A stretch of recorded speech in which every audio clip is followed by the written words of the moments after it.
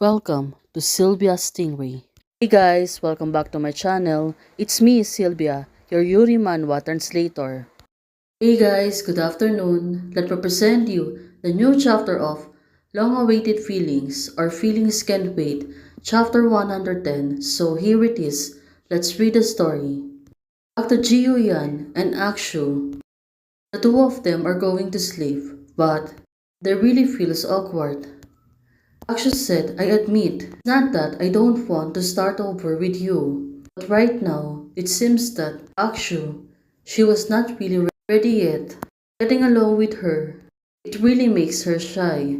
Also, a lot of things need to consider. Right now, Akshu, but I am now. Akshu holding her face. It's like she was caressing it. Over, she was only looking at her. Probably, she want to be with her, but there's a lot of things need to considerate. Especially, Akshu, there's no need to be with you anymore. Oh, what does she mean? Why you said something like this? Did she really want to be with her? Or she was only rejecting her? It really makes sense, and now, Jiyan, she must really confused. Akshu said to her, I'm thinking these few days. Maybe we are not suitable to be together. Oh, this is really painful. Jiyan thinks the two of them can be together, but suddenly, Akshu, she always rejected her, even though she knows that Jiyan is really concerned about her. Whether it was before or now, it's more like your original self when you're not together. Now, it was really sad. Akshu, she don't want to be rekindled with her. That's why right now she said that things to her. Right now, together, it's to live better and happier each other. Jiyan, right now, she is moving closer to her, but looking at her, it seems that she was still calm, even though Akshu, she was really rejecting her. Can we really be together? Oh, it makes sense. It's like Akshu was teasing her. But right now, it turns out it was a real question for Akshu. She was asking her, and Jiyan said yes. We can definitely do it now. Oh, this is really exciting. But now, looking at Akshu, Akshu said, but now, I have no confidence. Well, she was right. Akshu seems to be afraid of. Well, there's no things to be afraid, right? Jiyan will always wanting her. But right now, even though she was really scared, Akshu said to her, I can't believe you. I can't believe myself anymore. No, this is a bad thing. Akshu, she was really losing her self-confidence. She don't trust herself anymore. This is really a big change. But let's hope Jiyan can melt her heart. The distance is just right now. We can be more objective, look at each other rationally. It was the decision of Akshu. Well, as of now, she was still hesitating if they can be together. Right now, Jiyan, she has a perfect time to set to her. She can give her time.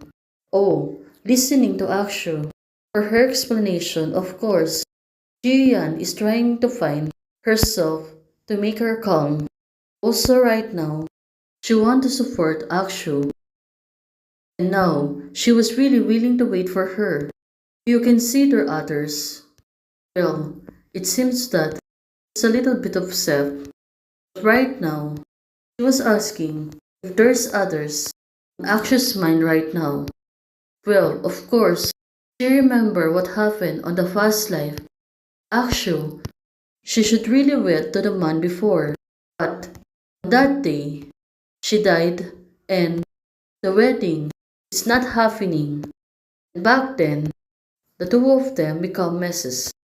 Jiyan, she's trying to prove herself. If I will, you can't be here. Akshu said to her. Well, the relationship, it's been taking for long and it's really slow. But still, there's a little hope for Jiyan. Right now, she moved closer to Akshu. Well, what is she trying to do?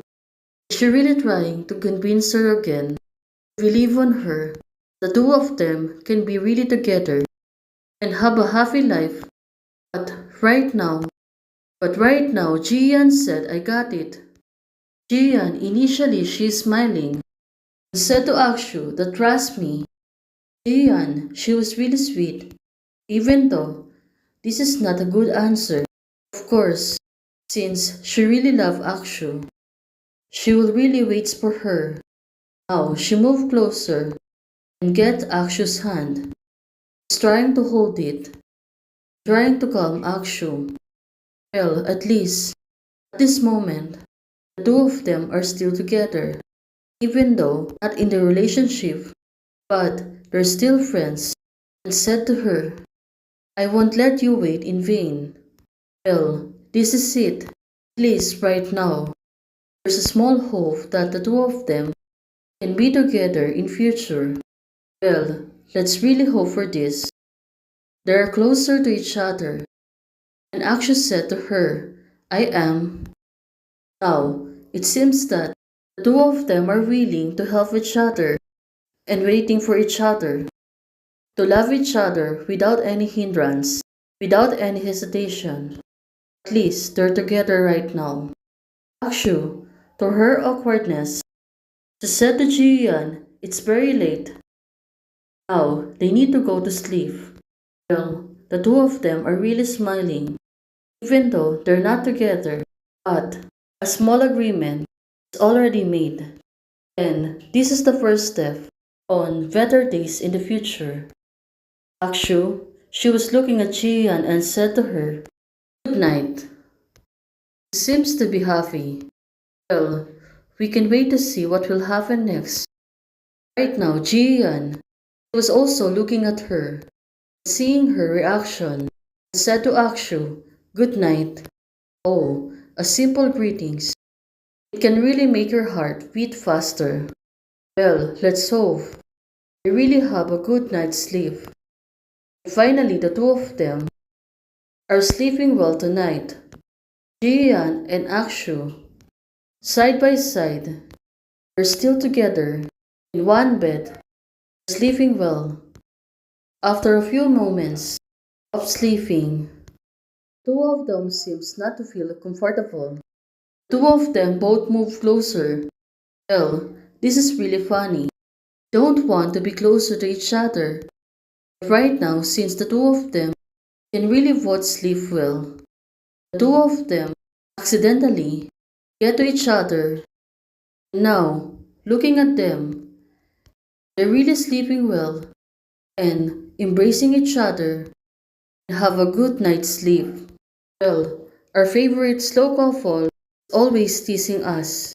At least for now, they really sleep well, holding each other, and it looks really sweet. Much love for our favorite couple. Hey guys, thanks for watching. If you liked the video, please don't forget to like, share, and subscribe. Thank you for joining the membership. Thank you so much for the support, Sky. Thank you. Bye.